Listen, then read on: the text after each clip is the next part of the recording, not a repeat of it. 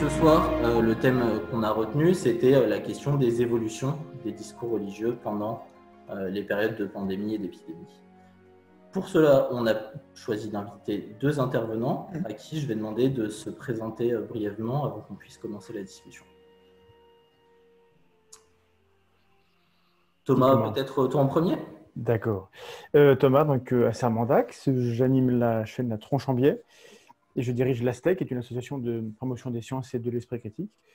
Voilà, et sur le thème des religions et des épidémies, là, je travaille sur une... Enfin, j'ai sorti une vidéo il y a quelques temps qui parlait du bullshit religieux. Il n'y a pas que du bullshit en religion, mais au niveau des épidémies, il y en a pas mal. Donc c'est pour ça que du coup le thème a émergé, je crois, pour la discussion par rapport à ce sujet-là. Donc je ne suis pas expert du sujet, mais j'ai des éléments de réflexion. Et Axel ? Voilà, donc je m'appelle Axel Bruno, je suis professeur d'histoire-géographie en lycée, je fais des études d'histoire, je ne suis pas spécialiste non plus de l'histoire médicale, l'histoire des épidémies, mais j'ai fait un peu d'histoire sociale. Et voilà, j'ai pas mal travaillé sur des archives, et donc j'ai un peu d'expérience des lectures critiques, quoi. Donc voilà, je vais essayer de m'efforcer de donner un petit peu de profondeur historique à ce qu'on va dire ce soir, de faire des petites mises en perspective, quoi. Ça marche, merci à tous les deux. Pour commencer, on a choisi de plutôt proposer une question, une réaction à la salle. Donc, est-ce que vous, il y a dans des discours religieux ou para-religieux autour des épidémies, dans l'actualité, des choses qui vous ont interpellé, questionné, fait réagir, des choses qui vous ont peut-être fait venir ici ce soir et sur lesquelles vous aimeriez bien, que vous aimeriez bien poser sur la table. Donc cette question-là, elle s'adresse d'abord aux participants et participantes et ensuite à nos intervenants aussi. Ben moi, du coup, j'ai relevé les problèmes des discours religieux dans cette vidéo. On voit qu'il y a quand même une prétention à savoir, à attribuer une cause à ce qui se passe. Il faut bien que... C'est frustrant de se dire que c'est juste un virus et qu'en fait, il n'y a pas de vrai sens. C'est-à-dire qu'il n'y a pas de... Voilà, on ne peut rien en faire pour le sens de sa vie. Donc, par contre, c'est beaucoup plus intéressant de se dire, ah, c'est Dieu qui réagit à quoi? Et donc, du coup, on a Dieu qui réagit. En général, c'est pour punir les homos, hein. Pas très original, c'est le thème principal qui revient. Mais dans le para-religieux, j'avais dire, on a cette idée que c'est la Terre qui se venge. Donc, dans certaines mouvances écologiques dont la rhétorique ressemble à la rhétorique religieuse, on a cette idée que voilà, l'humain a transgressé des choses, on était trop loin, et du coup, la Terre se rebiffe. Donc, il y a cette idée qu'en fait, c'est une punition, quoi. Alors, j'ai Thierry. Thierry, est-ce que, si j'ouvre ton micro, tu peux nous poser ta question? Ou c'est ta question, ou alors tu faisais une remarque? Oui, c'était plus une remarque. Je demandais si le fanatisme quasi-religieux derrière le professeur Raoult, ça comptait aussi dans le sujet. Ça rentrait dans le cadre du sujet ou pas? Je ne pense pas qu'on peut parler de ça, non. D'accord. Si ça peut vous rassurer, j'ai fait un petit vlog tout à l'heure et je le mettrai en ligne demain. Et ça parle de lui, mais il n'est pas cité. Voilà. Alors, on a aussi une question de... Alors, je ne sais pas si c'est son vrai nom. Ostramus, est-ce que tu veux poser ta question aussi? Du coup, je vais aussi ouvrir ton micro si ça te va. Vas-y. Allô? Oui, on t'entend. Oui, bien le bonsoir. C'est comment des croyants en viennent à savoir ou prétendre savoir que c'est Dieu qui est à l'origine de l'émergence de ce virus. Et comment, à travers leur dogme, ils en viennent à penser ce type de choses, ou alors, et par extension, quel pourrait être leur intérêt de penser que Dieu serait derrière ce type d'épidémie? Axel? Alors, c'est intéressant. Il faut voir que la réaction aux épidémies lors des grandes épidémies, enfin, notamment à la fin du Moyen-Âge, c'est tout de suite interprété comme venant de Dieu. C'est-à-dire que la nature, on parle de nature à l'époque, hein, mais elle est interprétée dans une société qui est tout entière religieuse que comme la volonté souveraine de Dieu. Donc, évidemment, la grande peste, elle est interprétée comme, au XIVe siècle comme une punition divine frappant les chrétiens à cause de leurs péchés.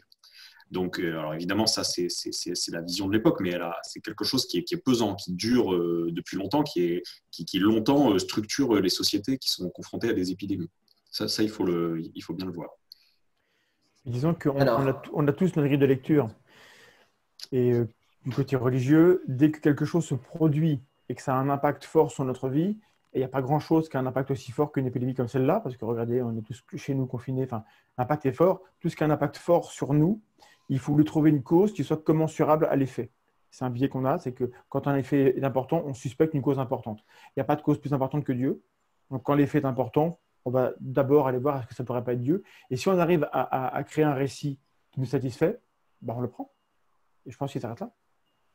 Alors, moi j'ai une question écrite d'Aurélie qui demande comment on amène une personne religieuse à rationaliser le coronavirus comme n'étant pas une punition divine. Alors Aurélie, ça, on avait choisi la question du coup, comment de la garder plutôt pour la fin. Donc si ça te va, je garde ta question en stock pour la fin.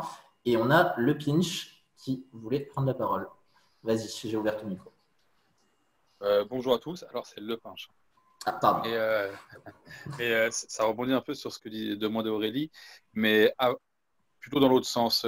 Face à des populations qui sont très croyantes, où ça ne sert à rien de rationaliser, parce que je ne vais pas les convaincre, de toute façon, ni moi, ni personne d'autre. Est-ce qu'il n'est pas mieux de passer par un discours un peu dogmatique pour les amener à avoir des bons comportements ? Là, je pense qu'il n'y a pas une réponse. Chacun a sa philosophie sur la question. Moi, j'appartiens à l'école sceptique, je fais du débunkage, etc. Moi, évidemment, je considère qu'on ne doit jamais mentir aux gens, même pour leur bien. Donc, moi, je ne pourrais pas le faire. Après, par exemple, quand Macron demande l'aide des religions pour parler aux gens qui sont croyants, je comprends d'ailleurs pourquoi il le fait. Moi, je ne l'aurais pas fait, mais je peux comprendre que si on estime que ça peut avoir un impact, que si ça passe par un canal qui a une autorité, alors les gens vont accepter de faire les gestes barrières, ça a du sens. Mais ça, c'est politique, en fait, plus que vraiment… Mais effectivement, c'est 100% politique. Mais je me suis posé cette question, et au travers de l'histoire, est-ce que parfois, ça leur est arrivé justement d'englober des crises dans le côté un peu religieux pour pouvoir avoir des comportements adéquats en face, alors qu'on savait très bien que ce n'était pas le cas. Là-dessus, j'ai même un élément que je voulais amener à la discussion, c'est quelle est l'origine des religions, historiquement, les religions organisées, je veux dire. Et il s'avère qu'il y a une étude de Fincher et Thornhill, je parle dans mon bouquin sur l'évolution, qui considère qu'il y a une coïncidence temporelle entre l'apparition des religions organisées, l'apparition des premières villes et des premières épidémies. Et donc, il considère que dans les rituels religieux, il y a bien souvent une obsession de la propreté, de la pureté, de la mise à distance des gens malades, etc. Et ça aurait pu être des rites qui, lorsque les épidémies ont commencé à apparaître dans des zones très denses, les premières villes, a pu sauver des vies, en fait. Et donc, si les gens ont pu voir de visu que lorsqu'il y a eu l'épidémie, dans le temple ou dans la communauté où on applique ces rituels de distanciation, de pureté, etc., alors les gens sont plus épargnés. En fait, les religions doivent peut-être leur origine aux épidémies, d'une certaine manière. Et donc, ce logiciel où d'emblée, on applique un rituel de pureté et ça protège des épidémies, quand les épidémies reviennent, on s'y réfugie, évidemment. Donc moi, ma thèse personnelle, c'est que les religions ne peuvent pas avoir un discours autre que celui qu'elles ont, à savoir que venez, rassemblons-nous, ça va nous protéger. Ce qui est l'inverse de ce qu'il faut faire.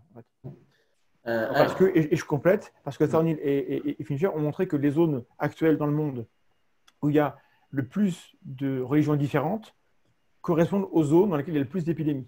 Et donc que ce morcellement de la population en différentes communautés qui ne se côtoient pas trop, ça limite la propagation. Dans une communauté, ça va l'augmenter, éventuellement, mais entre les communautés, ça va les segmenter. Et donc, il n'est pas impossible que, du coup, les gens et pu constater au cours de l'histoire que la religion te protège, d'une certaine manière. Alors, j'ai 2-3 questions qui arrivent du coup. Il y a une personne qui demande si tu peux mettre le livre en question dans le chat, si tu veux bien, Thomas, parce que moi, j'ai pas réussi à saisir le nom que tu disais. C'est un bouquin à moi, en fait, mais c'est dans mon chapitre 4. Dans mon chapitre 4, pardon, je l'ai pas prêt. Donc, tu fais déjà de l'autopromotion? Bah ouais, désolé, mais parce que moi, je ne l'ai pas lu dans un bouquin, je l'ai lu dans des études. Et ce n'est pas confirmé, sûr, c'est juste une hypothèse assez solide qui montre qu'il y a une coïncidence temporelle et spatiale entre les zones où il y a beaucoup de maladies et les zones où il y a beaucoup de religions. Et ça a du sens, en fait, que ça se produise. Et du coup, j'ai Ameline qui voulait poser une question aussi. Alors, Ameline, tu peux y aller. J'étais partie. Je voulais juste parler des évangélistes américains là, qui appellent encore à des grands rassemblements et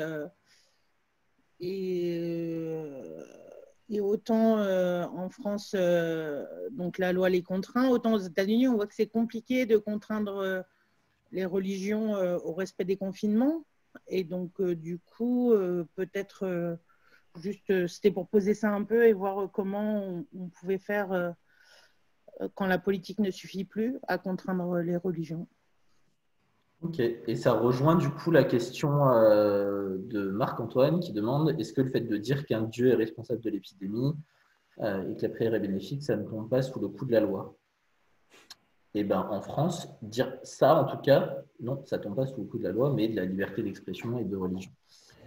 Et je n'ai pas tellement envie personnellement qu'on commence à interdire aux gens de supposer des choses comme ça. Du coup, est-ce qu'il y a d'autres questions ou réactions à chaud là, dans ce premier round des participants et participantes? Sinon, du coup, moi, je vais vous poser ma première question, Thomas et Axel. On a vu un peu l'actualité, on a vu un peu et je pense qu'on a tous en tête les épisodes des évangélistes à Mulhouse, les réactions sur les réseaux sociaux de différents leaders religieux ou sectaires, la MIVILUD, la mission interministérielle de lutte contre les dérives sectaires, a sorti un compte-rendu de ces signalements il y a quelques jours. Donc, il y a eu une trentaine de signalements de comportements d'appel graves à soit des rassemblements collectifs. Donc là, c'est plutôt des sectes et pas des grandes religions. Mais voilà. Mais du coup, dans l'ensemble, ce qu'on pourrait se dire, c'est que même en période d'épidémie, après tout, si les gens veulent croire que Dieu est responsable de l'épidémie, pourquoi est-ce que ça vous paraît grave et pourquoi est-ce que ça vous paraît, je ne sais pas si c'est grave, mais en tout cas, pourquoi est-ce que ça vous paraît une question que vous avez accepté de venir discuter plutôt que quelque chose qui relève simplement de la liberté de chacun de croire ce qu'il veut tranquillement dans son coin? Ça relève des deux, mais disons que ça a des conséquences. Et c'est parce que ça a des conséquences que ça nous inquiète. Tu as cité, hein, je vais reprendre Mulhouse, principal foyer d'épidémie à cause d'un rassemblement évangéliques. Et en plus, ils ont recommencé après. Ils étaient moins nombreux, ils ont recommencé à se réunir alors qu'ils n'auraient pas dû. On estime qu'il y a un super propagateur, un gourou iranien qui aurait contaminé 15 000 villageois. Il y a un rassemblement de 20 000 musulmans en Malaisie et il y a beaucoup de malades dans l'eau. La moitié des malades en Israël sont des juifs ultra-orthodoxes alors qu'ils ne sont que 10% de la population. En Corée, il y a aussi un boom qui est lié à une secte.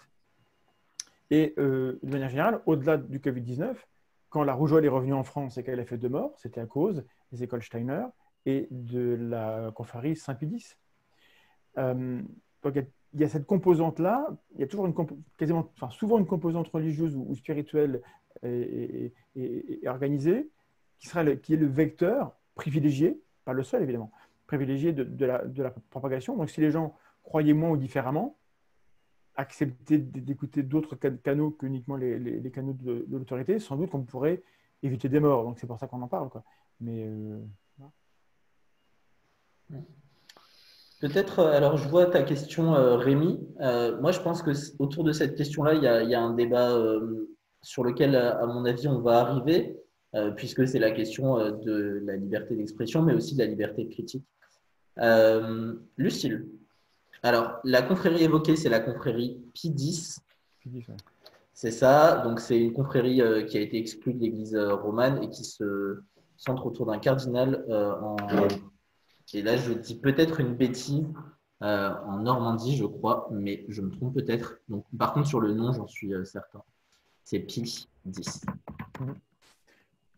Donc évidemment, les mouvements majoritaires, on va dire modérés des religions, en tout cas par chez nous, ont très vite relayé les recommandations sanitaires. Donc à ce niveau-là, il ne faut pas stigmatiser les croyants d'une part, et même la hiérarchie des religions dans nos pays est relativement prudent par rapport à ça. C'est moins le cas aux États-Unis apparemment, en effet. Alors, Lucille, tu avais 2 questions. Donc, Rémi, si ça te va, je garde la tienne. Et le pinche, du coup, puisque c'est comme ça que ça se dit, je la garde aussi pour juste après. Alors, Lucille, le temps que je te retrouve. Je pense que je peux activer mon micro. Ah bah oui, pardon. Très bien. Et ah oui, tu es en co-animatrice. Donc je voulais savoir si ton prénom, pardon, le collègue historien pouvait nous parler d'exemples en fait, dans l'histoire où les religions ont joué un autre rôle que le rôle de propagateur dans les épidémies, parce que je pense que leur fonction sociale elle est un petit peu plus complexe que les exemples qu'on vient de citer en fait, et justement c'est ce que montre l'histoire sociale, quoi. C'est qu'il n'y a pas une fonction d'un groupe ou d'une institution dans l'histoire qui soit fixe, ça change en fait dans le temps. Du coup, est-ce qu'on peut appliquer quand même une autre lecture des religions? Et puis du coup, ma deuxième question, c'était juste, au début, vous avez parlé du discours religieux, et là, du coup, vous parlez des religions. Voilà, j'aimerais bien qu'on soit un peu vigilant à faire la distinction entre les deux, et sinon, pourquoi est-ce qu'on ne ferait pas la distinction entre les deux, en fait? Voilà, c'est mes 2 questions. Alors, pour te répondre, Lucille, oui, il y a toujours évidemment que la religion, le discours religieux, il ne pousse pas dans un seul sens. Mais bon, si on doit tirer un bilan, il est quand même pas fameux, quoi, si je puis dire. Alors évidemment, il y a des choses qui rattrapent le coup un peu entre guillemets. Par exemple, il y a un jésuite allemand au XVIe siècle qui tire un peu le bilan de la grande peste, de la peste noire. Et il a une intuition, c'est-à-dire il se demande si la peste elle n'est pas due à des particules qui ne tombent pas sous nos sens. En fait, il a perçu que la peste était due au bacille, hein, donc il y avait une contamination, et donc il sort de la vision médicale, évidemment adossée à la religion de l'époque, qui veut que ce soit un châtiment divin ou un truc dû au mouvement des astres, quoi. Donc oui, il y a des fois dans les ordres religieux, et bon, les jésuites c'est quand même un ordre rigoriste, quoi. Il y a des intuitions, voilà. Après, il y a l'organisation de l'Église, le concile de Latran redit au XIIe siècle que les malades doivent veiller à leur âme avant de songer à leur corps. Et ça, évidemment, ça ne va pas dans le sens d'une limitation des épidémies. On organise des processions au moment de la grande peste pour conjurer le châtiment divin. Alors, quand on sait que la peste pulmonaire, ça se transmet par la toux, on imagine ce que ça pouvait donner dans une procession à la Vierge pour éviter que la peste ne frappe telle ou telle communauté, quoi. Et juste pour revenir par rapport à ce que tu dis, Lucille, et ce qui s'est dit avant, moi, je pense qu'il y a une distinction qui est faite. Alors là, qu'il n'y a pas trait au Moyen-Âge, mais je pense qu'il y a des choses qui soient énoncées dans le discours religieux émanant des intégristes. C'est quelque chose. Après, voilà, on a un principe en France qui veut dire qu'en politique, c'est-à-dire le gouvernement de la cité au sens large, la religion ne doit pas intervenir. C'est le principe de la laïcité. Je pense que pour ce qui concerne les règles sanitaires, ça émane des institutions politiques, et que le religieux, là, ne peut pas intervenir quand on forge la loi, quoi. Et puis surtout, dans la distinction entre discours et religion en tant que telle, ce qu'on entend de la part du religieux sur ces questions-là, et qui leur est spécifique, je suis désolé, mais je ne vois que des choses qui vont dans le sens de l'explication par la culpabilité, en fait. En particulier chez les chrétiens, c'est quand même terrible. C'est qu'on doit se repentir de tout, et le Vatican n'a rien de plus pressé que de dire qu'il accorde, alors j'oublie les termes exacts, mais il accorde le pardon aux malades du Covid-19 si jamais ils ont écouté un certain nombre de messes au cours de leur vie. Enfin, il y a cette obsession de... On est tous coupables, et donc tout ce qui nous arrive, c'est notre faute, et c'est une punition juste... Quoi qu'il puisse se passer, on l'aura mérité. C'est peut-être moins vrai dans d'autres religions, et on n'a pas besoin d'aller voir les intégristes pour que ce soit vrai, en fait.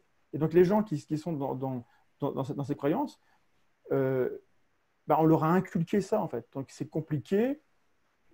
Ou alors ils sont hors des religions, ils sont dans une spiritualité qui n'est pas religieuse, mais quand on est dans la religion, je ne vois pas comment on pourrait se dire non, ça n'est qu'une partie et ce n'est pas l'ensemble. Moi, je pense que dans l'ensemble de la doctrine religieuse, c'est l'idée que tout ce qui nous arrive dans le monde est une épreuve, et que plus ça a des conséquences importantes, plus ça va devenir d'une cause importante, et que la principale réaction à avoir, c'est se prier et se repentir.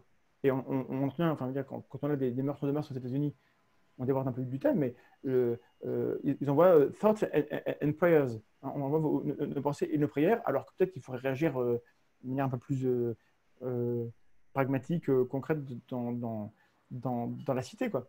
Donc, cette distinction entre... Il y aurait un discours coupable, mais une religion qui, elle, ne serait pas coupable des problèmes qui se posent, moi, je n'y crois pas tellement, en fait. Alors, du coup, j'ai un feu de roulant de questions qui sont arrivées.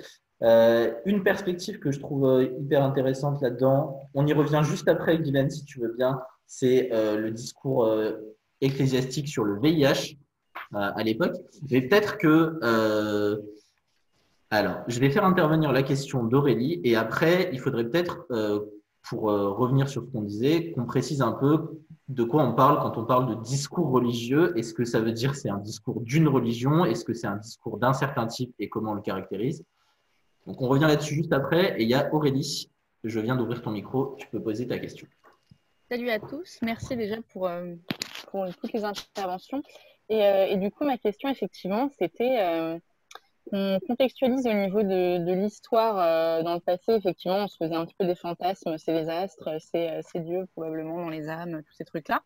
Mais il y avait très peu de connaissances scientifiques et ma question, elle est aujourd'hui, dans un contexte d'accès à la connaissance d'Internet, de comités scientifiques qui prennent des mesures, etc. Pourquoi est-ce que la science n'arrive toujours pas à rendre rationnel ce côté religieux et comment est-ce que ça se fait que dans l'esprit des croyants, il y a toujours le divin qui intervient, alors même que jusque-là, il n'y avait pas de connaissance et maintenant, on en a. Donc, c'est un petit peu ça, la question. J'ai des éléments de réponse, je parle beaucoup, donc j'ai laissé Axel s'il veut prendre la parole. Non? Si, mais rapidement, je pense qu'il faut... il y a deux choses qu'il faut voir. D'abord, croire, la question de la foi, c'est croire, y compris en ce qui ne s'explique pas. Alors après, c'est sûr que on peut imaginer, quand on constate, je sais pas, mais quelqu'un qui prend les textes au pied de la lettre et considère qu'effectivement Dieu a fait l'homme à son image. Il me semble qu'un croyant peut mettre ça en cohérence et ne pas, avec les connaissances scientifiques. Que c'est pas aberrant que finalement l'image créée par Dieu ce soit une image en devenir comprenant l'évolution. Alors évidemment, c'est sûr, quand on se heurte à un intégriste, il va ne pas vouloir entendre parler de théorie de l'évolution. Mais voilà, j'ai du mal à croire que la lumière, la lumière de la raison puisse à un moment balayer et nuancer, nuancer peut-être, mais balayer toutes les croyances religieuses. Ça, je vois pas ça. Même Voltaire disait que pourtant, il croyait au règne de la raison. Il disait qu'il ne pouvait pas croire qu'il y ait toute cette horlogerie-là et qu'il n'y ait pas d'horloger, quoi. Donc, voilà. L'univers m'embarrasse et je ne puis songer que l'univers existe, que cette horloge existe et n'est pas d'horloger. Alors, du coup, moi, je vais juste vous demander, parce que j'aimerais bien apporter une réponse aussi, en fait. Parce que j'ai une réponse, ça marche. je crois. Si je reformule, c'était Aurélie, hein, la personne, c'est ça? C'est ça. Si je reformule, c'est pourquoi la science n'a pas éliminé la croyance. La réponse, elle est relativement simple, c'est qu'elle ne répond pas aux mêmes besoins. Les gens, quand on leur explique que c'est un virus, ça ne leur dit pas pourquoi ça leur arrive à eux ou à leur voisine ou pourquoi leur chien est mort. C'est beaucoup plus satisfaisant pour l'esprit humain d'avoir une explication de type, il y a une intention, il y a des règles, et si moi, je suis gentil avec l'univers, avec Dieu, alors moi, il ne m'arrivera rien. C'est hyper rassurant de dire que moi, je possède, voilà, j'ai un texte qui me dit je suis en relation avec le Seigneur, et je sais ce que j'ai à faire, et si je fais ce qu'on me dit, alors ça ira bien pour moi. Et même s'il se passe plein de choses horribles, peu importe, puisque j'ai un sauf-conduit. Et si on leur explique qu'en fait, on contrôle beaucoup moins le monde que ce qu'on croit, qu'il n'y a personne aux commandes, et qu'on peut se prendre un astéroïde dans 15 jours sur le coin de la figure, ou un virus encore plus méchant que celui-ci dans 6 mois, c'est beaucoup plus angoissant, en fait, parce que c'est beaucoup plus incertain. La religion, elle retire de l'incertain, et c'est très rassurant. Donc c'est normal que ça ne disparaisse pas, je pense. Je reprends une intervention pour enfoncer cette porte ouverte. Il y avait tous les croyants et croyants n'adhèrent pas à ces thèses que vous évoquez, donc je pense qu'il faut vraiment qu'on fasse le point collectivement, parce que je crois qu'il y a aussi des gens qui travaillent sur les types de discours dans la salle. J'en ai vu un traîner, donc il pourra peut-être nous aider sur ce que c'est qu'un discours religieux et ce que Guylaine disait, il y a le lien avec l'au-delà. Moi, je pense qu'effectivement, toutes les religions ne parlent pas. Ce qui apparaît là des différents points qu'on a, c'est en fait, elles ne parlent pas forcément de la même chose que les sciences. C'est aussi montré par le fait qu'elles ne s'opposent pas. Chez les individus, il y a de très grands scientifiques du XXe siècle qui sont croyants et ça n'a pas empêché leur théorie scientifique d'être bonne. Donc, on semblerait que ça puisse… oui, mais si les scientifiques religieux font de la bonne science, c'est parce qu'ils font de la bonne science, pas parce qu'ils sont religieux. Bien sûr. Et si autrefois tous les grands scientifiques étaient religieux, c'est parce que l'éducation était religieuse. On ne pouvait pas être éduqué sans avoir de religion. Donc, cette compatibilité entre la science et la religion est en bonne partie une illusion. Parce qu'en fait, quand on regarde vraiment, véritablement ce qui se passe dans la tête des gens, plus on est croyant, moins on comprend la science, statistiquement. Évidemment, il y a plein de génies qu'on pourrait rattacher à telle ou telle religion, mais si on parle de la personne moyenne, la compatibilité, elle est très limitée. Et les intégristes le savent très bien, et c'est pour ça qu'ils résistent et qu'ils attaquent notamment l'intérêt de l'évolution. Parce qu'ils savent très bien que quand on l'accepte, cette théorie, elle éloigne un petit peu des textes. Alors, Guylaine, moi, je veux bien te laisser prendre la parole, parce que c'est vrai que moi, ça m'interroge aussi ce que tu dis, Thomas, mais Guylaine, elle avait l'air d'avoir une réaction. Guylaine, je viens d'ouvrir ton micro, vas-y. Oui, bonjour. Donc, Guylaine, moi, je parle bien en tant qu'athée, hein, donc c'est complètement athée, mais je ne suis absolument pas d'accord avec ce que tu viens de dire sur le lien entre connaissance, savoir et religion.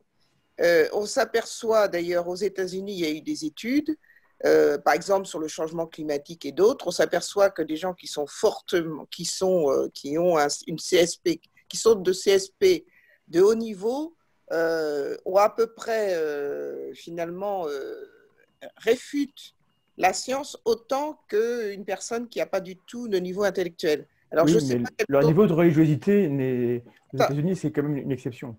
Oui, non, mais il y en a d'autres. Je pourrais te donner l'Inde avec l'hindouisme. J'aurais plusieurs exemples. Donc, je pense qu'il faut faire attention parce que, dans la religion, on n'est pas dans la même. Souvent, on mélange parce qu'on ne se rend pas compte, et je dis bien, je suis athée. On n'est pas dans la même temporalité. On parle d'ici ou de l'au-delà. Ça dépend des religions. On va dire au-delà en général, même si ça s'appelle différemment en fonction des religions. Donc, c'est pour ça qu'on est un peu pris au piège, même quand on aborde la question du climat, qu'on va aborder la question de la biodiversité, qu'on va aborder tous nos sujets, on est un peu pris au piège parce qu'on n'est pas du tout dans la même temporalité. Et que les uns et les autres ce qu'il y a, c'est la crainte. Effectivement, les religions monothéistes sont basées sur la repentance, la majorité, sur la crainte, ou sur on pourra faire mieux dans l'au-delà, les vierges, les ceci, cela. Et je pense que c'est ça qui nous déstabilise dans des situations actuelles. Et moi, je fais partie, tout en étant athée, de plusieurs groupes de spiritualité et de croyants. Je donne comme exemple, par exemple, pour ceux qui connaissent le Collège des Bernardins, je ne sais pas si vous connaissez sœur Cécile Renoir, avec qui il travaille beaucoup sur la loi Pacte. Donc, je discute avec beaucoup de croyants, de gens qui ont de ferveur, aussi des catholiques de gauche. Et je pense surtout ce qu'il faut dire, parce que là, on a plutôt abordé la question par, je dirais, ceux qui sont excessifs. Il faut aborder les religions dans leur ensemble. Mais malheureusement, et je ne vais pas trop m'attarder, ce qui nous fait réagir souvent, c'est ce qui se passe chez les évangélistes, parce qu'en plus, il faut classer les religions. Chez les évangélistes, beaucoup, aussi tout ce qui est témoin de Jéhovah, un peu tout ce qui est secte, qui est très inquiétant. D'ailleurs, dans le monde du développement durable, on est fortement confronté à cela. C'est-à-dire le monde du développement durable, quand on aborde la question de la nature, on a la religion qui arrive. Donc, il faut être d'une prudence et d'une vigilance. Les petits débrouillards le savent. Donc, il faut faire très, très attention. Et alors, donc, c'est pour ça que je différencierais ces catégories des religions dans leur ensemble, et tout en étant prudent, puisqu'on sait qu'on est quand même toujours, la religion est portée par le fait qu'on doit se repentir de nos actions. Et alors, je faisais allusion aussi à ce qui s'est passé pendant la grande épidémie de VIH, même si on a toujours des problèmes avec le VIH. J'ai beaucoup travaillé à l'époque avec toutes les équipes d'Act Up et tout. On voyait bien que la religion là-dessus a été terrible. Terrible, quels que soient les pays, quelles que soient les religions. Oui. On rend les gens coupables de ce qui leur arrive. Merci. Parce que si quelque chose vous arrive, il faut une explication. Et la plus simple, c'est que vous êtes coupable et que vous méritez ce qui vous arrive. Alors, on a une intervention d'Émilie et ensuite, il faut qu'on avance un peu sur nos questions puisqu'on en est à 45 minutes 40. Alors, Émilie, si vous levez la main, c'est plus facile pour moi de vous retrouver, mais c'est bon, je viens de trouver. Vas-y. Alors, c'est Émile, pas Émilie, mais ça ne change pas grand-chose à la question. Oui, je me posais une question quant au fait qu'on doit différencier évidemment le point de vue descriptif du point de vue normatif. Qu'est-ce qui est et qu'est-ce qu'on devrait faire? La science, majoritairement, elle se pose du point de vue descriptif. Et donc, les affirmations qui découlent du fait qu'on devrait éviter de se rassembler, ce que ne font pas évidemment toutes ces congrégations religieuses, on est d'un point de vue descriptif, là, ce qu'il ne faudrait pas faire. Ce qui est mal pour la non-propagation du virus. Donc, moi, je vais passer un petit peu la question de qu'est-ce qu'il faudrait faire, en somme, parce qu'on a envie de donner une réponse qui serait extrêmement facile, c'est d'indexer les lois qui influencent les rapports sociaux sur la science. Or, ça, c'est assez impossible. J'ai trouvé deux raisons jusque-là. C'est que la science a une prudence épistémique, il y a des sujets sur lesquels elle ne se prononce pas. Donc, en somme, elle essaye simplement de décrire les phénomènes, non pas de dire ce qu'il faudrait faire par rapport à ces phénomènes. Et deuxièmement, je me suis emmêlé. Qu'est-ce que je disais? Et j'ai oublié ma deuxième raison, je suis désolé. Et j'en avais une deuxième bref. Mais le fait est qu'on ne peut pas indexer totalement les rapports sociaux sur la science. Donc, comment faire pour trouver un juste milieu entre ce qui est scientifique et ce qui ne l'est pas? Alors, peut-être qu'avant de vous laisser répondre Axel et Thomas, je vais juste prendre la réaction parce qu'elle m'avait l'air d'être liée de notre cher collègue de tout à l'heure. Alors, c'est ouvert le micro, monsieur Lepinche. Alors oui, déjà, ça va être très rapide parce que tout le monde a pas mal dégrossi. J'avais tout ce genre de questions. Mais je voulais revenir sur ce qu'a dit Samantha tout au début en parlant on parle des discours des religions et aussi des para-religions. Et ça m'intéresse un peu de savoir quel est le lien entre les discours des religions fondamentalistes, parce que je pense aussi qu'il faut différencier les fondamentalistes des traditionalistes. Typiquement, moi j'ai grandi dans un monde très musulman, et en réalité, personne n'était vraiment croyant, quoi. C'est-à-dire que tout le monde avait confiance en la science, mais pour la tradition, on faisait ce qu'il fallait. Et donc, le lien qu'on pourrait faire entre le discours des religions tel qu'on l'entend, christianisme, islam et compagnie, et vraiment les parasciences qui sont des croyances quasiment aussi fortes dans les réseaux sociaux. Je ne vais pas dire que c'est une catastrophe parce que ce sera un jugement de valeur, mais des gens qui croient des choses extraordinaires, quoi. Un peu comme on l'a vu d'ailleurs sur la dernière vidéo. Du coup, ça nous amène avec ta question à celle qu'on voulait poser, c'est-à-dire est-ce que là, quand on parlait de discours religieux, c'est un discours porté par une religion ou est-ce que c'est un type de discours et comment est-ce qu'on le caractérise? Moi, je pense qu'il n'y a pas de... Enfin, je ne sais pas si... Je prends la parole du coup, mais... je pense qu'il faut vraiment différencier le discours qui va être celui d'une église, au sens d'une église comme organisation, et la multiplicité des discours religieux qui peuvent surgir. Alors, il y a un philosophe que j'aime bien qui s'appelle Adennour Bidar, et qui dit, mais finalement, qui rappelle, dans un petit bouquin qu'il fait sur l'islam, qui rappelle qu'il y a autant de pratiques religieuses qu'il y a de gens qui ont une croyance religieuse. Donc, alors, je vois bien ce que tu décris, c'est-à-dire les effets de masse qu'un avis formulé en quelques caractères peut provoquer sur tel ou tel réseau social. Mais voilà, ça, je pense qu'il faut le garder à l'esprit. Juste une petite chose, je rebondis sur ce que disait Guylaine juste avant. C'est intéressant sur le parallèle qu'elle faisait avec le VIH, parce qu'il y a des historiens qui se sont penchés là-dessus et qui ont montré qu'il y avait un parallèle entre le traitement qui était fait par la vision religieuse de la peste à la fin du Moyen-Âge, qui faisait porter ça aux pauvres et aux prostituées, et le traitement qui a été fait du VIH aux États-Unis au moment où apparaît l'épidémie dans les années 80, où en gros c'était l'affaire uniquement des marginaux, des homosexuels et des héroïnomades, donc, et des haïtiens aussi, ils mettaient la série de H, et donc qui débouchait sur un discours là qui était évidemment complètement corseté par l'intégrisme religieux, qui disait finalement face au VIH juste l'abstinence. Voilà, je voulais dire un mot là-dessus aussi. Pour peut-être revenir sur la question d'Émile, d'abord, la recherche d'un juste milieu, je réagis en tant que zététicien, le juste milieu est un objectif qu'on a bien souvent, mais c'est parfois une illusion. Parfois, entre pi égale 3,14 et pi égale 19 000, je ne vais pas faire une moyenne, je vais aller me rendre vers celui qui a raison. Donc, quand la science dit que le virus que la maladie est due à un virus, il y a des gens qui sont dans le négationnisme scientifique, qui disent que le sida n'est pas dû à un virus, qui disent que le Covid-19 n'est pas dû à un virus. J'ai une vidéo qui va sortir là-dessus. Les gens nient carrément ça ou disent que c'est un virus qui est d'origine humaine. Voilà, enfin, au-delà de la religion, il y a tout le domaine des croyances. Et indexer les lois sur la science, je ne sais pas ce que ça voudrait dire, en fait, parce qu'en effet, la science, elle décrit les choses. En revanche, ce que peut faire le législateur, c'est demander aux scientifiques quels sont les différents scénarios possibles. Voilà, on a telle sélection de départ, qu'est-ce qu'on a comme possibilité et quelles conséquences on peut en attendre. Et là, on décrit les choses, et après, c'est bien aux citoyens, à l'électeur ou aux utilisateurs de décider quelle option on choisit par rapport aux possibles qui sont explorés par la science.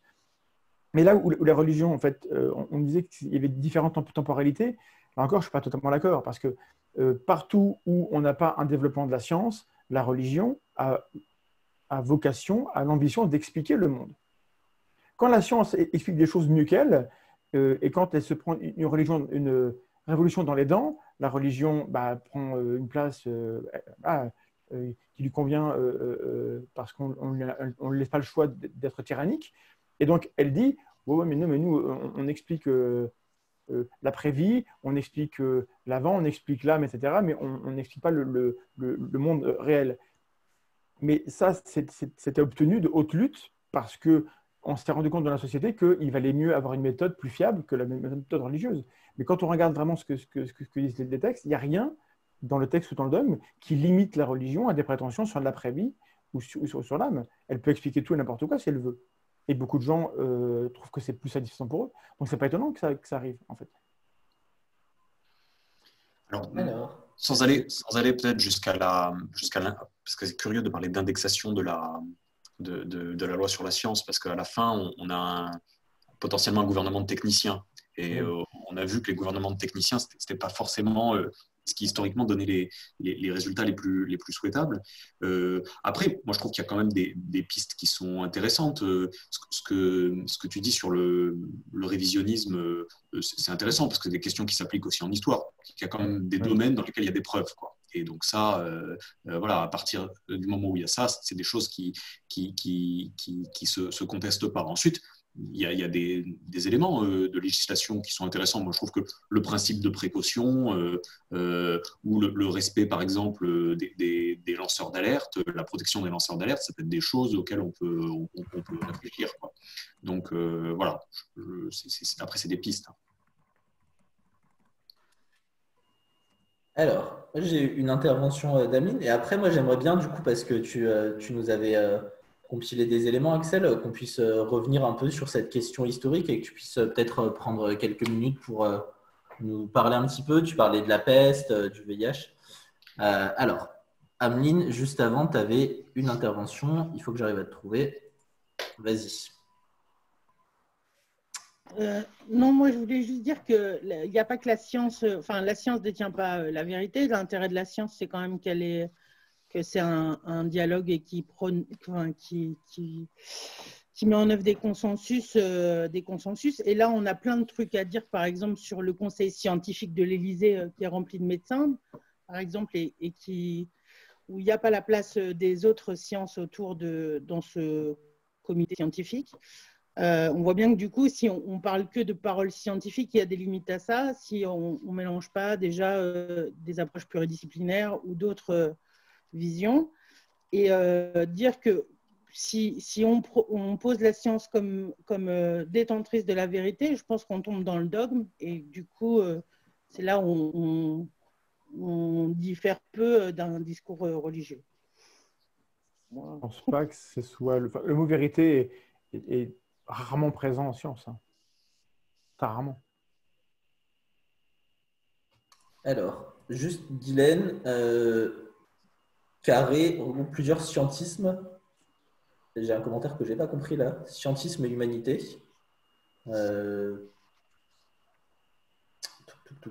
Mais j'arrive plus à trouver. Guylaine, qu'est-ce que ça veut dire scientisme et humanité? Oui, pardon, merci. Oui, non, c'est pas ça que je voulais te dire. Je vais trop vite. Non, c'est dit le groupe CARE auquel fait allusion Ameline. Vous pouvez vous y référer. Qui est présidée par Françoise Barré, qui a beaucoup travaillé sur les questions du sida. D'ailleurs, j'ai la malchance pour des raisons de connaître. Et c'est pas vrai, il y a plusieurs scientifiques et même des gens des sciences sociales et des sciences dures. Donc attention, il y a deux groupes, il y a deux comités. Donc attention, pareil, nous-mêmes, quand on dit des choses, vérifier avant. Hein? Il y a le premier groupe, qui est le conseil, le conseil de la défense, je ne sais plus comment il s'appelle, et il y a un conseil scientifique qui s'appelle CARE, qui a été mis en œuvre avec des scientifiques de différents horizons. On pourra les mettre en ligne si on veut, tout ça est public. Ça marche, merci. Du coup, Axel, je reviens à toi, et puis je te laisse montrer un peu comment… nous raconter ce que tu voulais poser sur ce lien avec d'autres épidémies.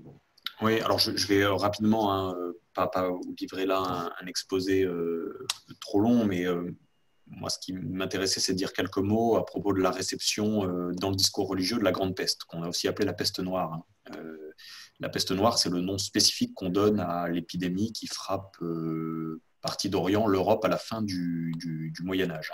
Donc, il n'y avait pas eu d'épidémie de peste depuis le début du Moyen-Âge et l'Empire byzantin. Il y en a, ça revient donc au XIVe siècle. Et ça arrive, donc l'épidémie, elle est identifiée au début du XIVe en Orient et elle arrive en France, vraisemblablement sur une galère italienne qui faisait du commerce.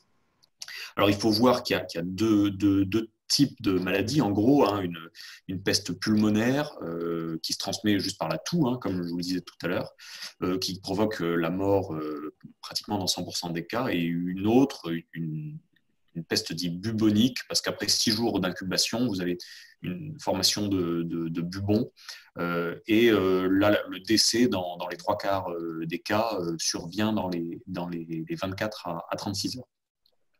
Donc, il faut voir que si le premier type de peste se transmet simplement par la toux, l'autre nécessite quand même la piqûre d'une puce, hein, notamment les puces de rats noirs qu'on trouve sur les bateaux. Et donc, il faut voir que quand ça arrive en Europe occidentale au XIVe siècle, on a une société qui est tout entière chrétienne. Hein. Les historiens, à propos de cette période-là, n'étudient pas si on croit, parce que la question, à la limite, ne se pose même pas. Ils étudient bien davantage comment on croit. Donc, il faut voir qu'il y a un encadrement par la religion et par ces institutions très puissants de la société. Hein. Je pense aux prêtres dans les paroisses, évidemment, mais également à la hiérarchie religieuse. Il faut voir aussi que les ordres réguliers, les moines, hein, ont un rôle important, puisque souvent, il n'y a que eux qui maîtrisent l'écrit. Donc ça évidemment, ça forme des cadres très puissants de la société. Il faut voir que l'épidémie, elle est terrible. Hein. C'est-à-dire qu'il y a 30% de la population de la France qui meurt à cette époque-là. On pense que ça va jusqu'à 50% en Catalogne, et qu'entre le milieu du XIVe siècle et le début du XVe, l'Angleterre passe de 7 à 2 millions d'habitants. Donc, il faut prendre la mesure de la puissance du traumatisme là, qui s'est présenté et qui a motivé dans cette société très, très croyante de chercher une explication. Donc, il faut voir que c'est interprété bien souvent comme le signe de la colère de Dieu. Et qu'évidemment, ça se traduit dans la société. Il y a un historien qui s'appelle Jean Delumeau qui dit qu'il y a une névrose collective de la culpabilité à ce moment-là. Et donc, évidemment, la tentation, ça va être de demander pardon, de réparer, voire parfois, dans certains cas, de punir. Et donc, alors, demander pardon, ça passe par la confession. Pour une minorité de chrétiens, ça va jusqu'à la piété ostentatoire. Vous savez, avec des communautés de flagellants qui vont aller de village de ville en ville et qui vont, après des chants et des écoutes de prédication, se donner autant de coups et aussi fort que leurs péchés sont graves. Enfin, il s'agit aussi de punir, et là, on va avoir tendance à se tourner et à persécuter les communautés juives, hein, qui passent un petit peu comme le bouc émissaire, avec des scènes terribles, notamment dans le sud de la France, où on massacre les communautés juives. Et donc, évidemment, après tout ça, on peut se poser la question de la capacité du discours religieux à produire une analyse éclairée sur une épidémie. Alors, il y a évidemment des tentatives, hein, on en parlait tout à l'heure, émanant notamment des jésuites. Il faut voir qu'au début de l'époque moderne, le bilan est quand même pas fameux, parce que alors que la religion catholique est très critiquée, hein, puisque c'est le moment de la réforme et d'essor du protestantisme, le Concile de Trente, qui est la réunion qui est convoquée par le pape à plusieurs reprises dans une petite ville d'Italie, continue à analyser la maladie comme une espèce d'épreuve expiatoire envoyée par Dieu. Hein, et s'appuie en cela sur les textes, hein, notamment le livre de Job, qui dit de Dieu que c'est lui qui blesse et que c'est lui qui pense, au sens de penser le pansement. Hein. Donc, en gros, le bilan du Concile de Trente là-dessus, c'est on ne soigne que par la prière, et finalement la souffrance est rédemptrice. Donc, on voit que encore au début du XVIe siècle, le discours religieux est pas très armé pour faire face à un petit peu aux épidémies qui, évidemment, reviendront. Voilà, c'était la perspective que je voulais vous tracer. Alors, j'ai rien à ajouter. Hein. sur la dimension historique. Mais du coup, à partir de ça, ça revient un peu sur la question que posaient des participants avant. Parce que est-ce que ça a changé? Est-ce que l'approche des discours religieux, donc au sens pas de discours d'une religion, puisque quelqu'un qui est religieux par ailleurs peut relayer un discours institutionnel ou scientifique, et on a quand même vu des relais par les leaders des principales religions plutôt des consignes de l'OMS, en tout cas dans un premier temps. Mais est-ce que là, il y a des comparaisons à faire? Qu'est-ce qui a changé? Qu'est-ce qui reste de la réaction religieuse à une épidémie aujourd'hui?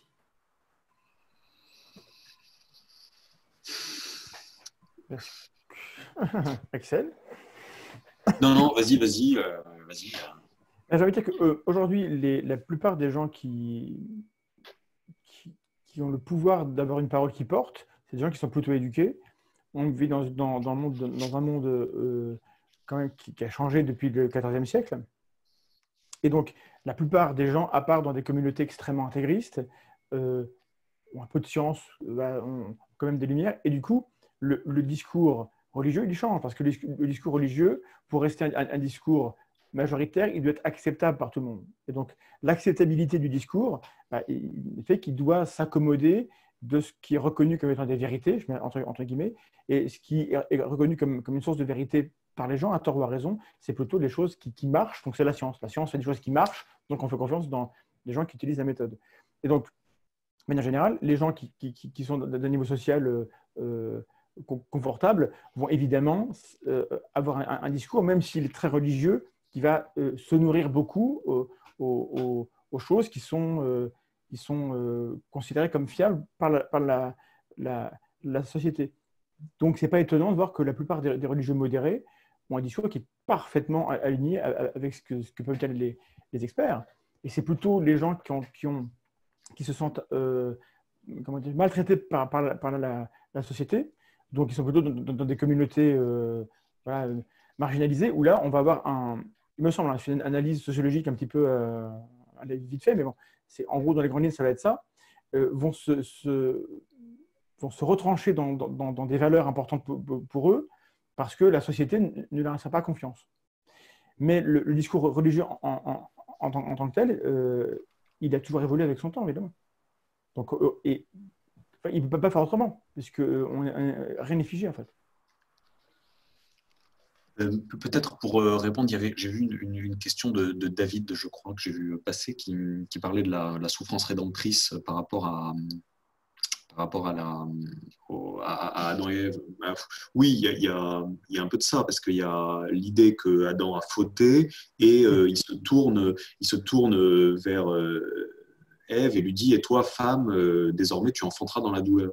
Et ça, par exemple, pendant longtemps, il y a eu des réserves au sein du corps médical, qui était encore très frappé par ce principe, qui disait finalement un accouchement pour une femme, ça doit être douloureux, et donc les techniques d'accouchement sans douleur se sont heurtées là un petit peu au dogme religieux sur ce plan. Après, même plus loin, je fais une parenthèse, pardon, un petit mot sur Mère Teresa, qui est considérée comme une sainte. Elle a fait beaucoup de choses bien. Quand on regarde dans les faits ce qui s'est passé, c'est que Mère Teresa refusait que les gens qui étaient malades et mourants chez elle reçoivent des médicaments contre la douleur. Parce qu'il fallait pour elle que ces gens-là souffrent pour se rapprocher du Seigneur et qu'elle soit aussi plus proche du Seigneur à travers eux. Voilà, donc elle a peut-être fait des choses bien, mais il y a aussi cette idée qu'il faut souffrir, que souffrir fait partie du chemin vers Dieu. Il me semble qu'on en est sorti difficilement, comme tu dis, pour l'accouchement, et même la prise en compte de la souffrance dans les hôpitaux, etc. Peut-être qu'on a un fond de culture où on dit les gens souffrent, mais il faut souffrir quand même pour être beau, quoi. Je ne sais pas si c'est pertinent ou pas ce que je raconte. Est-ce que dans la foulée, peut-être, alors on a une réaction là, mais en même temps, moi j'aimerais bien aussi qu'on avance. Est-ce que si la personne qui voulait faire une réaction a vraiment envie de la mettre, est-ce que tu peux lever la main? Non, donc je pense que... Du coup, ouais, j'aimerais bien qu'on puisse revenir un petit peu avant d'aborder le dernier point. Alors, David, pardon, j'ai une réaction là. Bon, bah, on va la prendre. Et puis après, on abordera nos 2 derniers points, puisqu'il nous reste une vingtaine de minutes. Vas-y. Bonsoir. Moi, je voulais revenir un petit peu sur le point qui était dit avant, sur est-ce que c'est à la science, en fait, d'être normative et de définir les lois, etc. Bon, enfin, je ne pense pas, mais par contre, la science, comme apporte une information, comme je dirais, bon, la morale, je dirais que ce soit la religion ou la société qui la définit, c'est une chose. Hein. Tuer quelqu'un, c'est mal.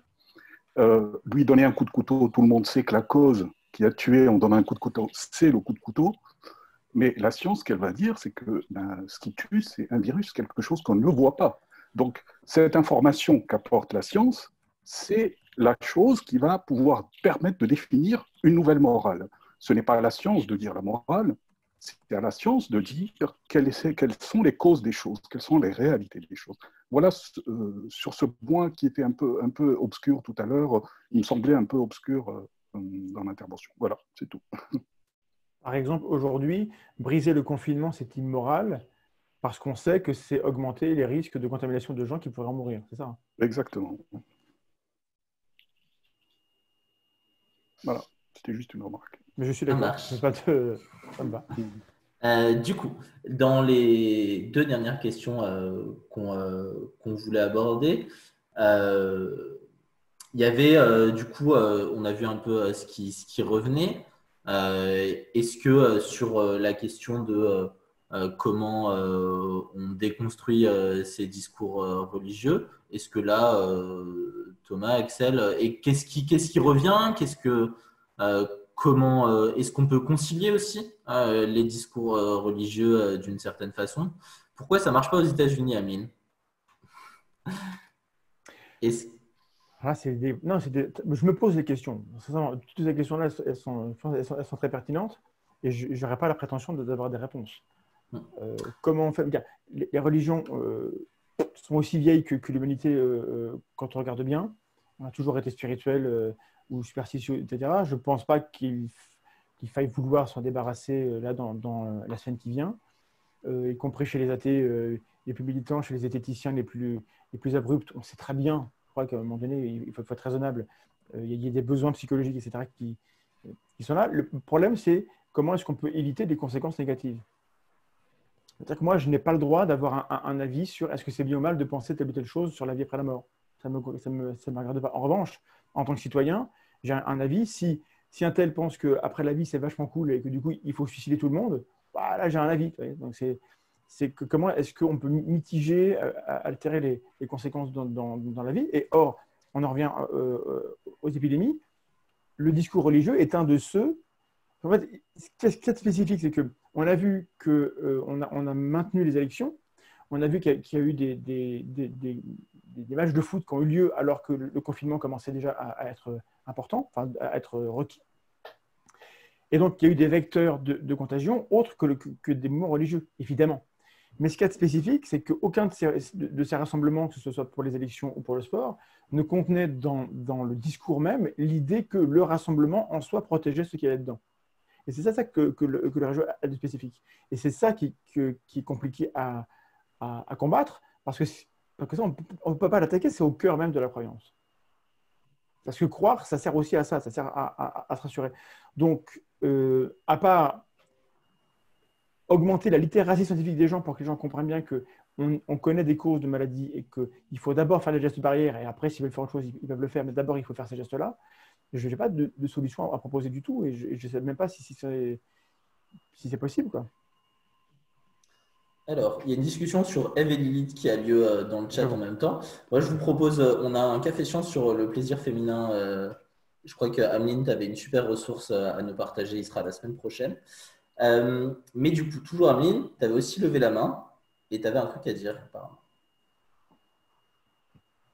Ouais, moi, je me pose la question de pourquoi aux États-Unis, ils n'y arrivent pas à interdire leurs groupements religieux. Et pourquoi ils n'arrivent pas à avoir une directive inter-État sur rien que les gestes barrières, alors que même dans d'autres pays qui sont plus, où la religion est aussi importante, ils y arrivent.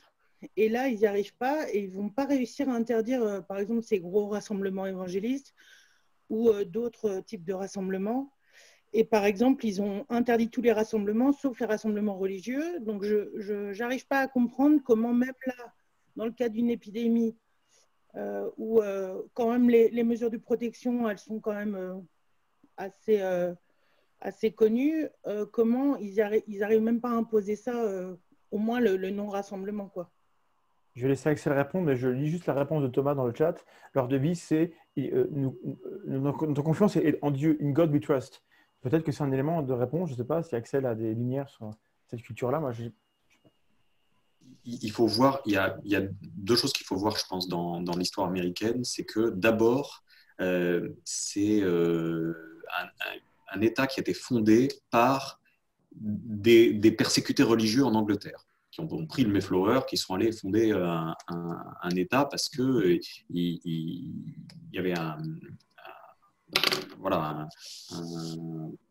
désaccord avec la religion officielle en Angleterre. C'est-à-dire que c'est des puritains qui sont partis. Alors, il n'y a certainement pas de souvenir de ça dans la société, encore que, on ne sait pas, hein, il reste des communautés religieuses très fortes, mais en tout cas, il y a un souvenir dans les institutions.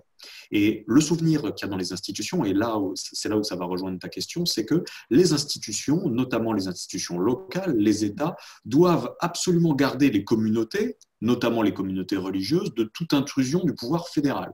C'est-à-dire que le pouvoir fédéral, Donald Trump peut faire toutes les rodomontades qu'il veut sur la scène internationale. Le président des États-Unis est très fort sur la scène internationale. En termes de législation intérieure, il est beaucoup plus faible. Et il y a notamment dans certains États des gouverneurs qui sont très très sensibles à la ferveur des communautés religieuses. Hein. Et ça, évidemment, c'est pas la législation fédérale qui peut l'emporter hein, en matière de sécurité intérieure. Avant que la législation fédérale prime, il faut qu'il se passe beaucoup de choses, que ça aille très loin. Je ne suis pas un constitutionnaliste spécialiste du droit constitutionnel américain, mais je ne vois pas dans quelles conditions une loi fédérale pourrait fixer les règles de rassemblement et non-rassemblement. Donc du coup, il n'y a pas de politique homogène au niveau de l'État, quoi. Alors, du coup, il y a quand même un gros débat en ce moment, c'est qu'il pourrait y en avoir un dans un cadre d'état d'urgence avec des pouvoirs étendus, comme ça se fait en état de guerre.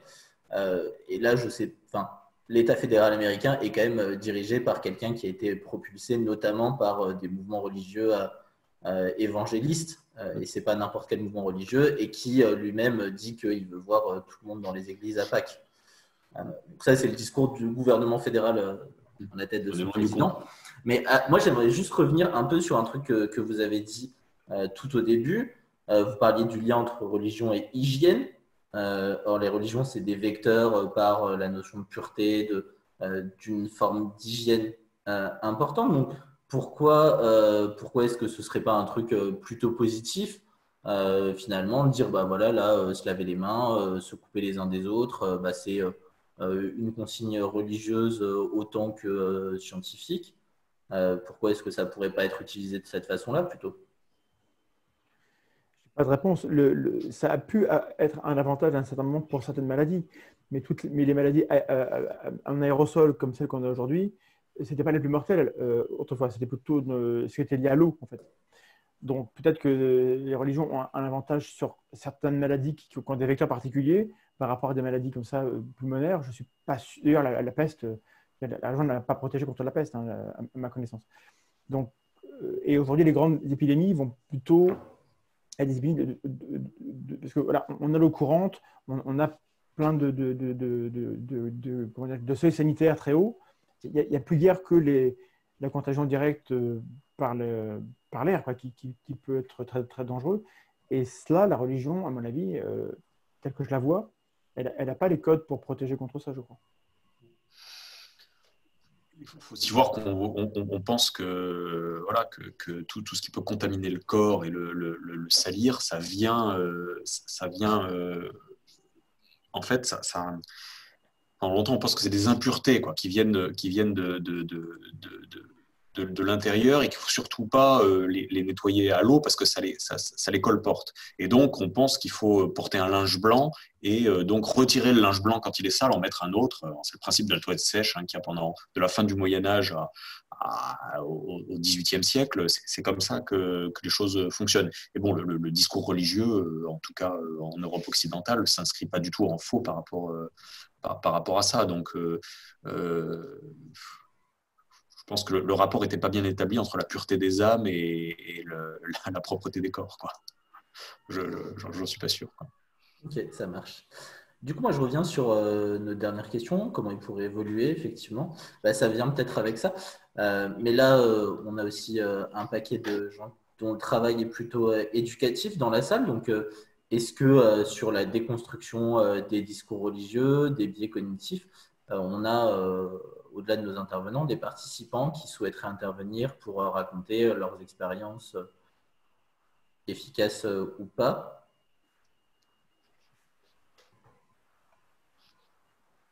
Thomas dit, je dis oui. Ah, et ben très bien. Mais alors, il faut lever la main, sinon je ne vous retrouve pas. Il faut que je scrolle 80 participants, 60, pardon. Thomas, on t'écoute. Alors, bonjour. Oui, on t'entend. Bonjour à tous. J'ai quelques amis. Alors, moi, je suis originaire de Nancy, mais je suis à Caen, donc en Normandie, où il y a eu des clusters aussi. Et donc, bon, on est en état de confinement, tout ça, il y a comme un peu partout. Et parmi mes connaissances, il y a des personnes, donc 2 en particulier, une qui est assez attachée au récit ésotérique et avec qui on a commencé à discuter notamment de l'homéopathie. Donc, savoir que je m'informe sur les sujets de zététique depuis un moment, donc je suis... Ouais. J'ai pas acheté celui-là, désolé. Mais je me suis pas mal renseigné sur la question, c'est une formation scientifique aussi, et du coup on avait prévu avant le confinement de faire des discussions, des espèces de café philosophique où j'apportais les arguments que j'avais compris de ce que j'apprenais sur les discours zététiques, et la personne en question m'aurait apporté ses arguments. L'objectif étant pas de la convaincre, mais de discuter, en fait, de confronter nos idées et de faire un débat intéressant. Et l'homéopathie n'est pas ésotérique. Je pense que ça se discute. Un peu.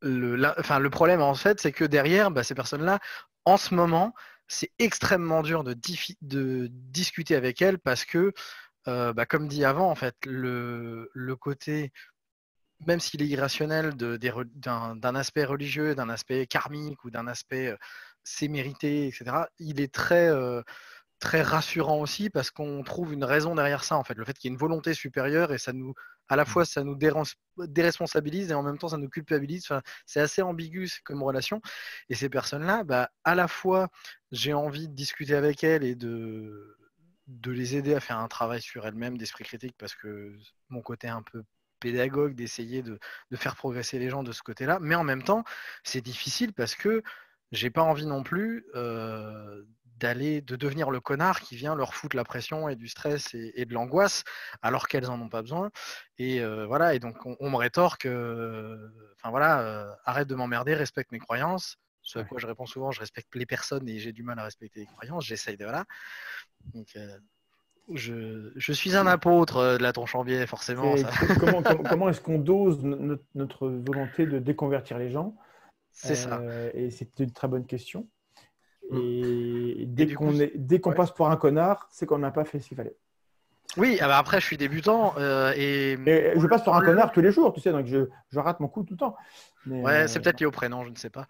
Alors, Thomas, du coup, je vais juste, j'entends, mais il nous reste que quelques minutes et j'avais. On déborde du sujet. Non, mais du coup, parce que j'avais une réaction, en tout cas, de David. Alors, David, il faut que je te retrouve et que j'ouvre ton micro. Vas-y. Bonjour. Hello.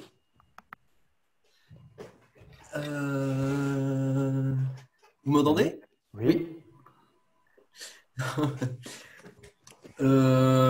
Ouais, en fait, moi, je pensais que c'était juste une conversation après, que j'allais pas prendre la parole. Ah, bah, tu l'as quand même. Alors maintenant, c'est dommage. Tu en fais ce que tu veux. Ok, d'accord. Je sais pas, moi, j'avais vu une super vidéo là je sais plus, ils font de la psychologie sociale et ils parlaient de l'heuristique l'heuristique, comment ça s'appelle déjà? Oh bref, bon là, je sais plus. Est-ce que je peux lâcher la parole, s'il vous plaît? Mais tout à fait, pardon, je pensais que tu voulais réagir à... Non, pas du tout. Les heuristiques, c'est quoi? Oui, il y a différents types d'heuristiques. C'est les opérations mentales qu'on fait pour mettre en lien des causes avec des effets. Enfin, en gros. Et là, je ne sais pas quoi répondre. Mais du coup, je pense qu'on peut peut-être juste ouvrir sur la fin. Là, on a parlé plutôt de discours religieux et au début, tu avais parlé un peu de la question de la nature, des discours qui sont à mi-chemin entre religion et question de nature. Et j'ai vu quelques commentaires sur le chat qui tournaient autour de ça. Ah, il y a quelqu'un qui lève la main, pardon. Et il y en a 2 personnes qui lèvent la main. Donc, je ne vais pas finir mon intervention et je vais laisser la parole à nos chers participants. Rémi d'abord, parce qu'on ne t'a pas encore entendu. Ah, dommage, c'est toi en premier. D'accord, moi je m'attendais à ce que ce soit le touche en respect, parce que ça fait longtemps qu'il lève la main. Mais il a dû prendre la parole 2 fois. Bon, ben voilà alors. Non, moi le seul point sur lequel je voulais revenir, c'est que indépendamment du bien fondé ou du mal fondé de la pensée religieuse et de la manifestation de culte religieux, ce que je perçois comme une opportunité, c'est la possibilité de se référer à des leaders d'opinion pour inciter des groupes à adopter des comportements barrières. C'est-à-dire qu'en fait, peut-être que là, il y a justement quelqu'un dans le chat, Nassim, qui a posté un communiqué apparemment du Conseil musulman, du Conseil du culte musulman en France, qui justement invite l'ensemble des imams à ne pas, à éviter les rassemblements, à suspendre la prière, le vendredi, etc. Enfin, du moins l'appel à la prière. Et c'est je pense que par contre, mais à l'instar de beaucoup d'autres groupes sociaux, en fait, pour peu qu'on arrive à impliquer les leaders d'opinion de ces groupes, ça peut à minima être utilisé comme un vecteur pour populariser plus rapidement, diffuser des consignes avec une association d'appartenance au groupe religieux comme un devoir d'exemplarité dans le respect des consignes. Ça peut être une façon de hacker le truc pour s'en servir positivement. C'est juste une idée. Alors, avant de vous laisser réagir, je vais juste laisser… Ah, non, Nassim ne peut pas. Je voulais laisser la parole à la personne qui a posté ce communiqué-là, qui avait peut-être des choses à rajouter. Mais apparemment, il ne peut pas ouvrir son micro. Moi, là-dessus, j'ai déjà dit ce que j'avais à dire, c'est que la société évolue et que les croyants vivent dans la société, même s'ils ont des croyances et qu'ils héritent. Ils héritent aussi du zeitgeist, de comment leur contemporain pense. Et donc, heureusement, évidemment, ça me paraît évident que les leaders d'opinion des groupes religieux les plus ouverts, les plus modérés et les plus en plus de succès vont évidemment calquer leur réaction à ce que la société attend. Ça paraît normal. Mais là où la religion est spécifique, c'est dans les communautés où la religion devient une autorité beaucoup plus forte et qui va avoir des conséquences beaucoup plus graves. Et d'une certaine manière, et là je vais être peut-être excessif et je vais vexer des gens, mais la religion modérée, lorsqu'on accepte de dire qu'elle est utile, ça justifie l'existence de la religion intégriste qui se base sur les mêmes textes et qui ne peut pas avoir tort par rapport au modéré. On ne peut pas dire qu'un extrémiste a tort jamais parce qu'il se réfère à un texte et en général, il l'applique davantage avec plus de rigueur et moins d'interprétation que le modéré. Donc, je ne veux pas en dire que les croyants sont des gens méchants, mais que c'est compliqué de dire que la religion modérée fait des choses bien et que c'est cool, parce que dès qu'on le dit, hop, on met une pièce dans l'escarcelle de ceux qui vont l'utiliser pour avoir du pouvoir ou juste pour se rassurer via des discours qui sont beaucoup plus proches du texte. Et donc là, il y a un dilemme, et moi, je n'ai pas la réponse.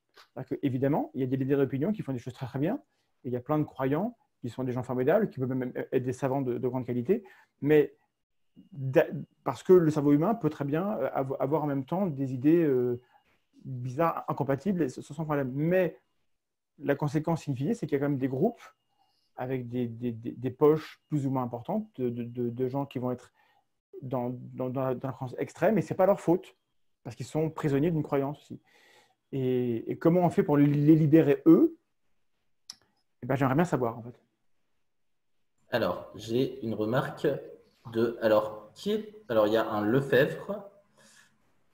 Vas-y. Et après, j'ai Ameline, juste. Et ensuite, on devra conclure. J'en suis désolé. Oui, bonjour.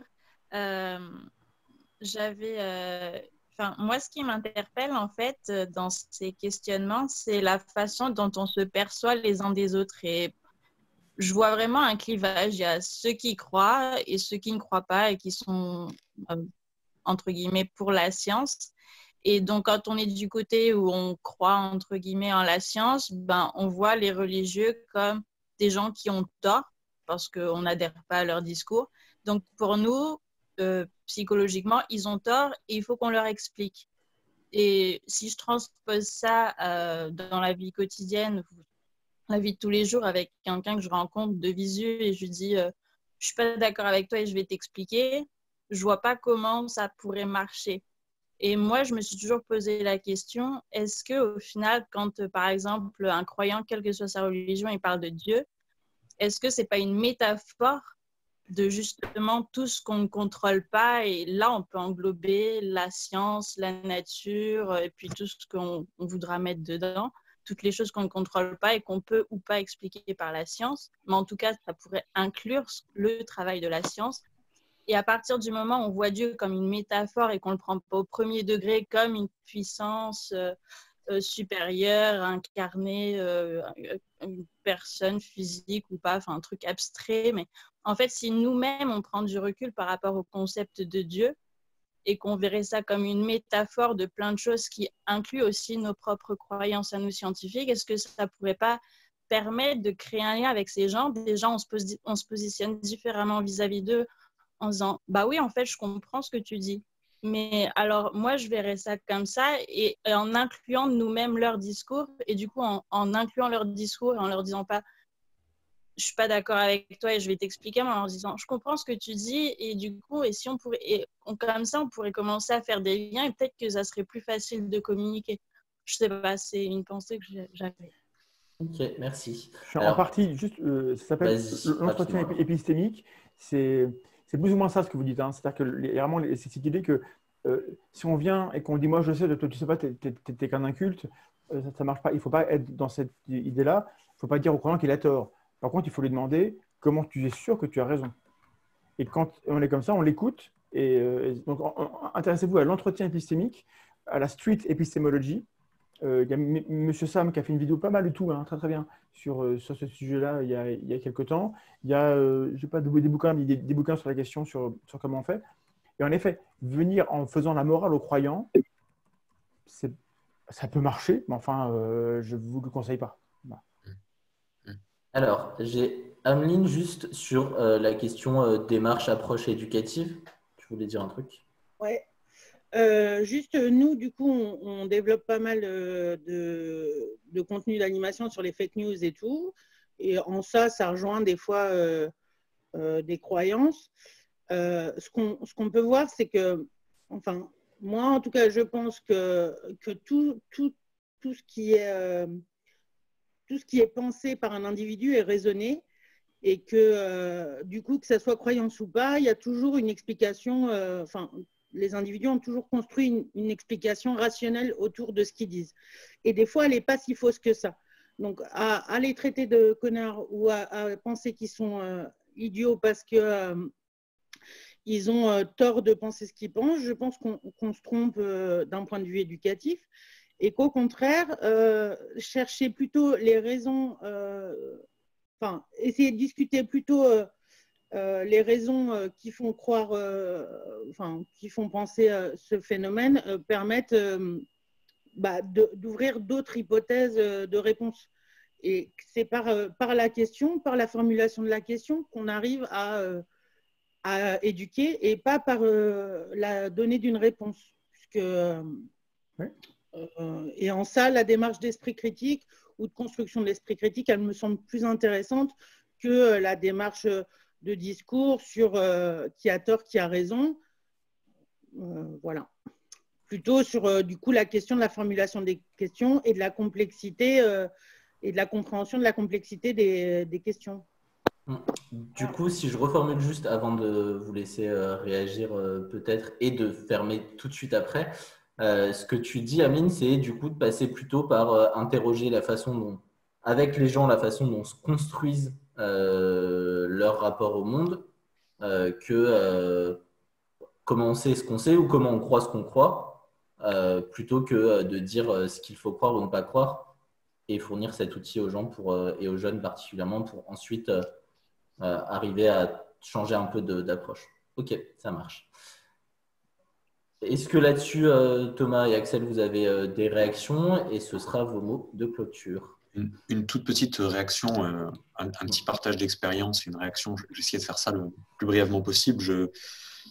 J'ai commencé ma carrière d'enseignant dans la banlieue parisienne et aujourd'hui je la poursuis à Marseille. Et donc, moi, j'arrivais, entre guillemets, dans mon métier bardé de foi, entre guillemets, avec l'idée un petit peu qu'il y avait qu'il fallait retirer pratiquement par la force des yeux du peuple le bandeau de l'ignorance. Là, et ça, c'est des choses qui… Alors, j'étais impressionné, saisi de voir qu'il y a des endroits où… la croyance religieuse, elle est encore forte. Hein. Alors, la pratique, c'est différent, mais la croyance religieuse et des nombreuses croyances religieuses différentes. Et qu'évidemment, alors vous disiez tout à l'heure, est-ce qu'on peut faire le connard je pense qu'effectivement, c'est compliqué, qu'il faut arriver avec il faut réfléchir un peu à la façon dont on travaille et que c'est pas évident. Dans ce que disait Lefebvre, il y avait je trouvais que c'était intéressant de parler de métaphore à propos de Dieu. Après, moi, je pense que c'est intéressant en termes de démarche, puisqu'on posait la question de la démarche, et je vais terminer là-dessus, vraiment, d'interroger sur les processus, de réfléchir sur les processus et sur les choses, finalement, pour lesquelles qu'on peut démontrer. Par exemple, je ne sais pas, mais comment est-ce qu'une preuve se construit en science, une hypothèse, ce travail se vérifie en science, comment est-ce qu'on fabrique une preuve en histoire, parce qu'il y a des choses sur lesquelles on a des preuves en histoire. On peut aussi penser à réfléchir à comment une fausse nouvelle se construit et se propage. Ça, vous voyez, une méthode qui se pratique pas mal dans les établissements scolaires, c'est les études de cas. Et moi, je pense qu'il y a des choses à voir sur les études de cas. Comment il y a des choses qui se répandent comme une traînée de poudre et qui ne sont pas vraies. Voilà. Ça marche. Tu m'as arraché du mot le message promotionnel que j'allais faire sur la question de démarche, puisque effectivement, du coup, éducativement, en tout cas, c'est le choix pédagogique large qu'on a fait. C'est plutôt que de transmettre des faits, des vérités, des savoirs ou des croyances, de transmettre, d'explorer avec des jeunes la façon dont on construit le processus. Donc, de faire des expériences avec, que ce soit des expériences sociales ou des expériences de sciences physiques. Voilà. Et du coup, c'est aussi le choix qu'on a fait. Et jusqu'ici, ça paraît… une façon pas complète, mais plutôt efficace d'aborder des questions scientifiques sans les confronter à la question de la croyance. Thomas, est-ce que tu avais aussi une réaction là-dessus, du coup? Moi, je suis d'accord avec tout le monde quasiment, à part Nassim qui raconte des trucs sur les spirales à 8 niveaux, je n'ai pas compris. Le questionnement, c'est ça, c'est se demander pourquoi je crois ce que je crois. Tu l'as dit, hein, c'est une formule comme je dis ça, c'est fondamentalement, si les gens se demandaient plus pourquoi ils croient ce qu'ils croient, ils seraient moins sûrs des réponses. Et quand on est moins sûr des réponses, on fait moins de conneries sur la base de trucs qu'on croit être sûrs. On est plus prudent. Donc, et cette prudence qu'on peut cultiver par rapport à la religion, c'est le même problème avec les théories du complot. On voit que l'épidémie, ça met en avant des discours religieux, mais ça met en avant aussi, et peut-être beaucoup plus aujourd'hui, parce que c'est ça qui est le fléau, les discours conspirationnistes qui sont en fait de même nature.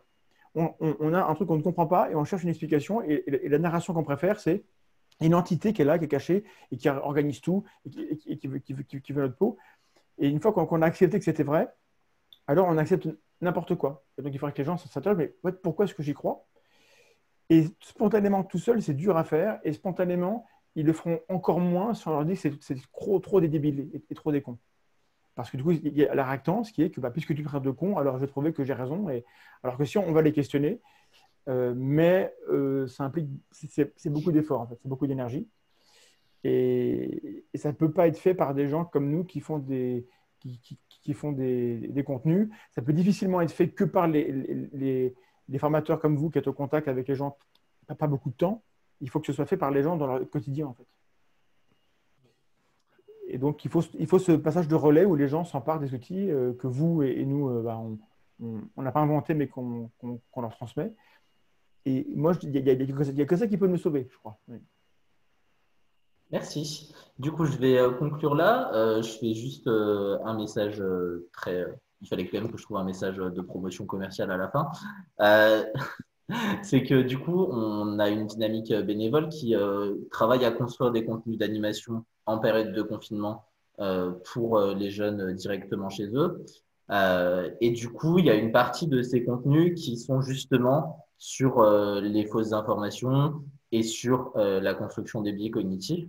Donc, je vais laisser un de mes ou une de mes collègues carrément mettre le lien de notre plateforme de travail en ligne. Si jamais il y a des gens qui veulent rejoindre ce groupe-là de construction de contenu sur c'est quoi les biais cognitifs, mais pourquoi est-ce que on croit plus facilement ça à un moment donné ou à un autre, et ben vous êtes les bienvenus, tous et toutes. Merci à tous les participants et participantes. Merci à nos deux intervenants d'avoir pris le temps ce soir. Merci à vous d'avoir été là, c'est cool. Merci Axel. Et voilà. Du coup, j'ai pas eu le temps de le demander aux participants. On a démarré un peu sur les chapeaux de roue, donc on diffusera le débat, mais en floutant la liste des participants, si ça vous convient. Oui, parce que normalement, mince, ton prénom m'échappe complètement. Jérémy ? Jérôme va m'envoyer le fichier, et donc si ça vous va à tous, ce sera sur la tronche en biais dans les prochains jours, d'ici une semaine, quoi. Parce que ça me semble intéressant, cette discussion. Voilà. Là, comme les gens sont confinés, autant qu'ils la voient, quoi. On a enregistré, autant que les gens le voient. Ça marche. Et du coup, la dernière chose, c'est qu'on a des cafés sciences de ce genre qui continuent. Demain, c'est sur les services écosystémiques. Qu'est-ce que la biodiversité fait pour les humains? Donc, c'est le même lien Zoom et c'est les mêmes horaires. Et après-demain, est-ce que quelqu'un peut me rappeler? J'ai entendu le plaisir féminin, c'est pas ça? Ça, c'est la semaine prochaine. D'accord. Vous parlerez aussi de religion et Dieu, etc. Voilà. Dans le truc? De quoi? Non, mais on pourra peut-être parler de la question de la construction historique du plaisir féminin et de la place des religions là-dedans. En tout cas, voilà, vous pouvez retrouver sinon sur nos chaînes Facebook, sur nos pages Facebook, les infos là-dessus. Donc, n'hésitez pas, ça se passera de la même façon. Merci beaucoup. Je laisse la salle ouverte s'il y a des gens qui veulent continuer à discuter, choper les liens qui traînent dans le chat. Et en tout cas, je suis très content des participations de tous et toutes. Merci. Bon, moi, je démissionne à ce moment-là. Merci.